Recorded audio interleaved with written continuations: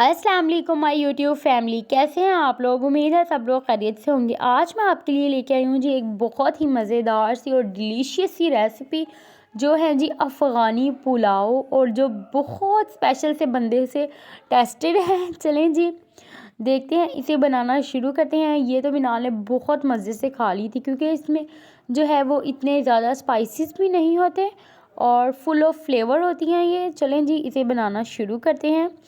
इसके साथ आप चपली कबाब बनाइएगा तो इसका टेस्ट जो है वो बिल्कुल दुबाला हो जाएगा, बहुत ही मज़ेदार है। चलें जी इंग्रेडिएंट्स देख लेते हैं। सबसे पहले जी मैंने लिया है जी यहाँ पर 2 किलो गोश्त, आप 1.5 किलो तक भी यूज़ कर सकते हैं। एक बड़े साइज़ की प्याज ली है, उसे दरमियान से रफली काट लिया है। 1 टेबलस्पून सौंफ है, 1 टेबलस्पून सूखा धनिया, नमक हस्बे ज़रूरत, 2 ये मैंने कड़ी पत्ते लिए हैं, एक पूरा लहसुन का जवा लिया है, पूरे लहसुन लिया है, 7 से 8 हरी मिर्चें और 3 से 4 हैं लौंग।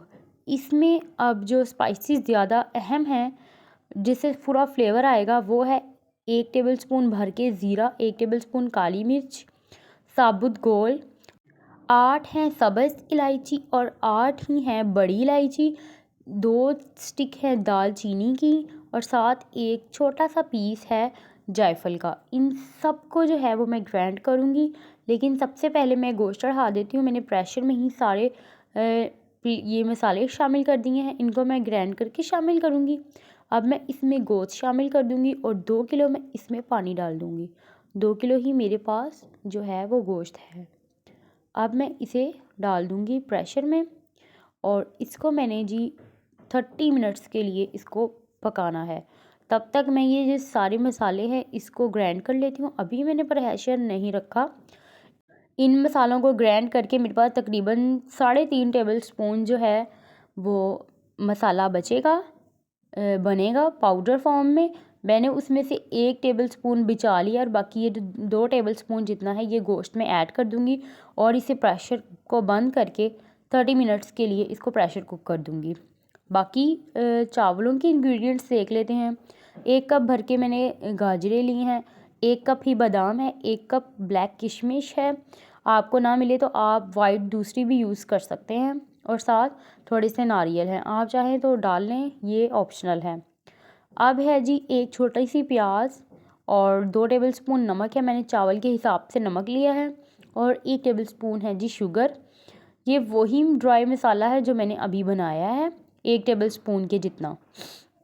और जो मेरे पास राइस है, मेरे पास 1 केजी राइस है और मैंने इसमें 2 केजी गोश्त शामिल किया है बीफ का। आप चाहे 1.5 किलो डाल लें और चाहे तो थोड़ा कम भी 1 केजी भी डाल सकते हैं, लेकिन मैं बना रही हूँ, मेरे पास था तो मैंने डाल दिया। अब मैंने गाजरों के लिए 1 टेबलस्पून लिया है जी घी, उसको थोड़ा सा मेल्ट करूँगी। अब इसमें 1 चम्मच जो है मैंने चीनी का शामिल कर दिया है। चीनी शामिल करने के बाद मैं इसे थोड़ा सा मिक्स करूँगी कि चीनी हमारी मेल्ट हो जाए। जैसे ही चीनी मेल्ट होगी मैं इसमें अपनी कैरेट्स ऐड कर दूँगी। कैरेट्स ऐड करने के बाद इसे 2 से 3 मिनट मैं इसी तरह सौते करूँगी और फिर मैं इसमें 2 घूंट जो है वो पानी के शामिल कर दूँगी। चूल्हा मैंने बहुत ज़्यादा उसकी जो आंच है वो स्लो रखी हुई है। अगर आप तेज़ आंच रखेंगे तो चीनी की वजह से जो कैरेट्स भी हैं वो जल जाएंगी। अब 2 से 3 मिनट हो गए हैं, मैं इसमें 1 घूंट जो है वो पानी का शामिल कर दूँगी। इससे गाजरें जो है हमारी वो थोड़ी सी सॉफ्ट हो जाएंगी। और दूसरी तरफ जो है मैंने प्रेशर का ढक्कन भी उठाकर देख लिया है। गोश्त जो हमारा 30 मिनट हो चुके हैं, बिल्कुल गल चुका है। मैं इसमें से बोन्स अलहदा कर लूँगी और जो यखनी है वो छान कर एक तरफ रख लूँगी। देखें जी हमारी जो गाजरें हैं उनका पानी भी बिल्कुल अब खुश्क हो चुका है। अब मैंने इस पॉइंट पर जब पानी डाला था तो गाजरों ने भी पानी छोड़ना शुरू कर दिया था, इसीलिए मैंने हाई फ्लेम करके गाजरों का पानी खुश्क कर दिया है। अब मैं इसमें किशमिश शामिल कर रही हूँ और नारियल भी, और जो बादाम हैं उनको मैं भिगो के रख दूँगी।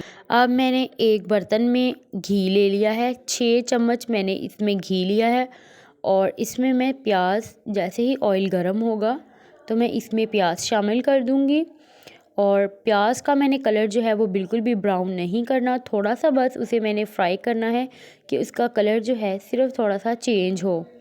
جیسے ہی تھوڑا سا کلر پیاز کا جو ہے چینج ہونا شروع ہوگا، میں اس میں شامل کر دوں گی ہمارا جو بوائل کیا ہوا میٹ ہے، اس میں ایڈ کر کے اس کو میں فرائی کرنا شروع کر دوں گی ساتھ ساتھ۔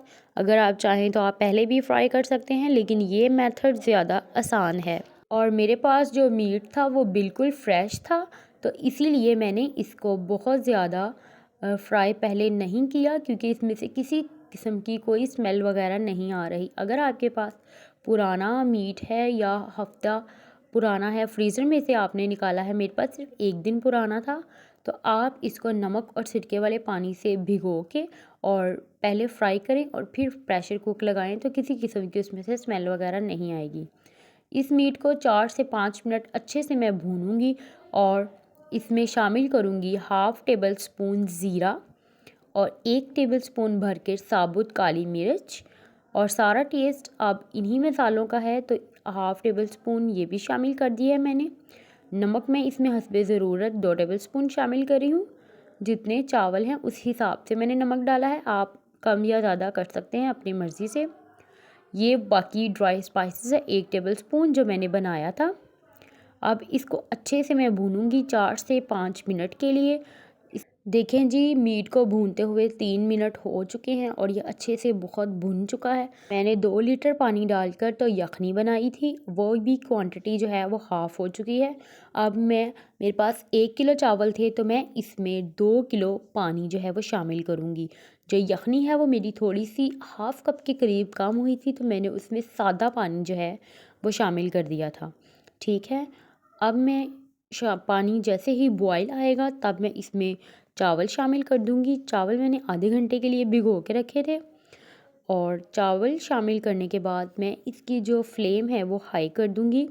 پہلے 3 سے 4 منٹ جو ہے میں فلیم بہت زیادہ ہائی کروں گی، پھر 3 منٹ کے لیے میں میڈیم کر دوں گی، اور پھر میں بالکل دم والی آگ پہ اس کو دم دے دوں گی۔ چاولوں کے لیے پہلے ہمیشہ فلیم جو ہے وہ بہت ہائی ہوتا ہے، پھر میڈیم اور پھر لو۔ اگر آپ بہت زیادہ ہائی فلیم پر بنائیں گے تب پانی بہت جلدی ڈرائی ہو جائے گا، اگر بہت کم فلیم پہ بنائیں گے تو بہت جلدی جو ہیں وہ چاول گل جائیں گے۔ یہاں پر بادام کو میں نے گرم پانی میں بھگو کے رکھ دیا ہے۔ اب میں چاولوں میں تھوڑا سا جیسے ہی موئسچر رہ گیا ہے، تھوڑا سا پانی ہے، اور میں اس کو اب دم پر رکھنے لگی ہوں۔ اب میں اس پوائنٹ پہ جتنی بھی میں نے فرائی کی ہوئی گاجریں تھیں اور ڈرائی فروٹس سے وہ شامل کر لی ہوں۔ بادام بھی میں نے گرم پانی میں بھگونے سے بہت جلدی ان کا چھلکا اتر جاتا ہے، میں اس کو بھی بیچ میں سے سلائس کر کے تو میں اس میں گاجریں بھی شامل کر دوں گی۔ تھوڑا سا پانی ہے، اب میں اسے ڈھکن لگا کے 10 منٹ کے لیے بالکل دم والی آگ پہ رکھ دوں گی۔ اس پلاؤ میں بہت کم انگریڈینٹس ڈلتے ہیں اور یہ بہت مزیدار ہوتا ہے، کیونکہ یہ فل آف فلیور ہوتا ہے۔ دیکھیں میں نے جیسے ہی دم اٹھایا ہے کتنی مزیدار سی خوشبو جو ہے پھیل چکی ہے، اور آپ دیکھیں کتنا زبردست سا یہ بن کر تیار ہوئے ہیں، کتنے کھلے کھلے چاول ہیں۔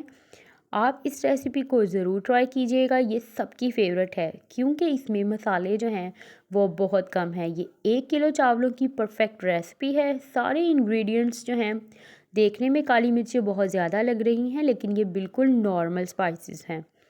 1 ٹیبل سپون میں نے کالی مرچ پہلے شامل کی تھی اور ½ ٹیبل سپون بعد میں، کیونکہ یہ 1.5 کلو چاول ہیں اور اس میں 1.5 کلو ہی میں نے کالی مرچ ڈالی ہے۔ دیکھیں یہ منال کو بھی بہت پسند آئے ہیں اور وہ خود بھی کھا رہی ہیں۔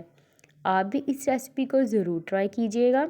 اور جو کیرٹس ہیں ان میں نے صرف 1 ٹیبل سپون ہی شوگر ایڈ کیا ہے، جن سے ان کا ٹیسٹ بھی بہت زبردست ہو گیا ہے۔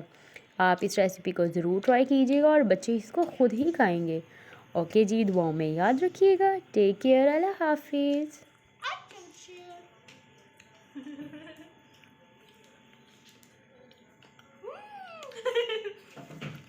کیسے ہیں؟